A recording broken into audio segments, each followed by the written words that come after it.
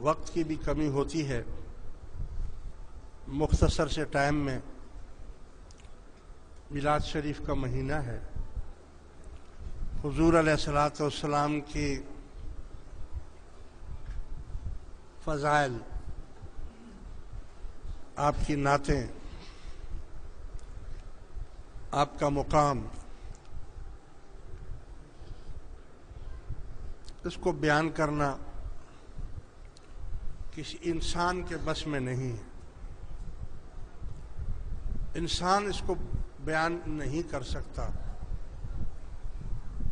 لیکن برکت حاصل کرنے کے لیے ہم لوگ تھوڑا سا، ورنہ قرآن کریم اس کا سارا قرآن شریف تو حضور کی تفسیر ہے۔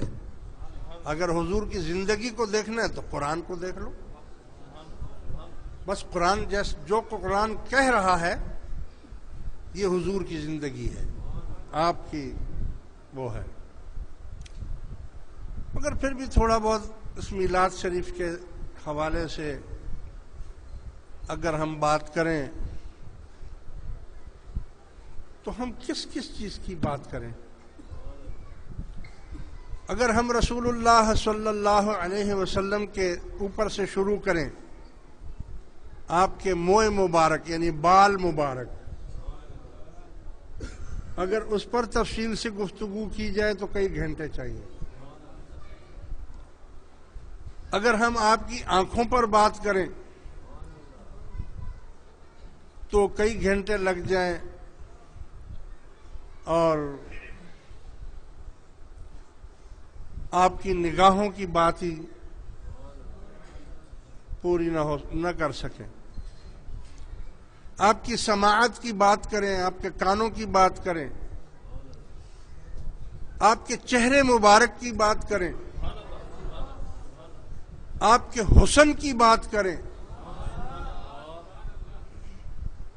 کوئی پورا نہیں کر سکتے۔ آپ کی سخاوت کی بات کریں، گھنٹوں لگ جائیں گے۔ دنیا میں کوئی ایسا انسان، ایسا سخی پیدا ہی نہ ہوا نہ ہوگا، نہ کوئی ہوا اور نہ ہوگا۔ اگر آپ کی بادشاہی کی بات کریں تو دنیا میں کوئی ایسا بادشاہ ہے ہی نہیں سوائے اللہ کے۔ اللہ بادشاہ ہے اور اللہ نے اپنی بادشاہی بنا کر حضور کے حوالے کر دی۔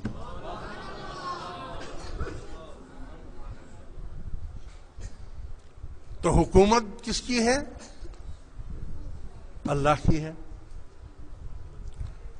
اگر امت کی بات کی جائے تو ساری امت رسول اللہ کی ہے، چاہے وہ مسلمان ہوں، چاہے ہندو ہوں، چاہے سکھ ہوں، چاہے یہودی ہوں، چاہے عیسائی ہوں، چاہے چرند ہوں، چاہے پرند ہوں، چاہے جانور ہوں، چاہے مچھلیاں ہوں، چاہے خشکی کی مخلوق ہو، چاہے پانی کی مخلوق ہو، یہ سب انی رسول اللہ کافۃ، سب کے آپ رسول ہیں۔ تو اگر اس پر بات کریں تو گھنٹوں چاہیے کہ کیسے حضور کی بادشاہی ہے۔ زمینوں میں بھی آپ کی بادشاہی ہے، آسمانوں میں بھی آپ کی بادشاہی ہے، مومنوں کو بھی روزی دیتا اللہ ہے، دیتا اللہ ہے، مگر بانٹتے رسول اللہ ہیں۔ خود حضور فرماتے واللہ یعطی وانا قاسم، اللہ دینے والا ہے، میں بانٹنے والا ہوں۔ اور جس طرح آپ اپنے کسی فرما بردار نوکر کو بھی کھانا دیتے ہیں، اور جو تنگ کرتا ہے، بدبخت ہے، پریشان کرتا ہے، اس کو بھی آپ کھانا دیتے ہیں، جیل میں رکھتے ہیں اس کو بھی کھانا دیتے ہیں۔ تو اسی طرح جو کچھ ہندو یا غیر مسلموں کو ملتا ہے وہ بھی حضور کی طرف سے جاتا ہے، مومنوں کو بھی حضور کی طرف سے جاتا ہے، کھانا پینا دینا ہر چیز۔ تو اگر اس کی تفصیل میں ہم جائیں اور آپ کو ہم ایک ایک بات سمجھائیں، عقلی دلائل سے بھی اور نقلی دلائل سے بھی، تو پھر بڑا ٹائم لگ جائے گا. کیونکہ امت دو قسم کی ہے. ایک امت ہم ہیں مسلمان، اس کو امت اجابت کہتے ہیں، یعنی ایجاب قبول کر لیا اور مسلمان ہو گئے. اور جو کفار ہیں، جتنے بھی ہندو ہے، سکھ ہے، عیسائی ہے، یہودی ہے،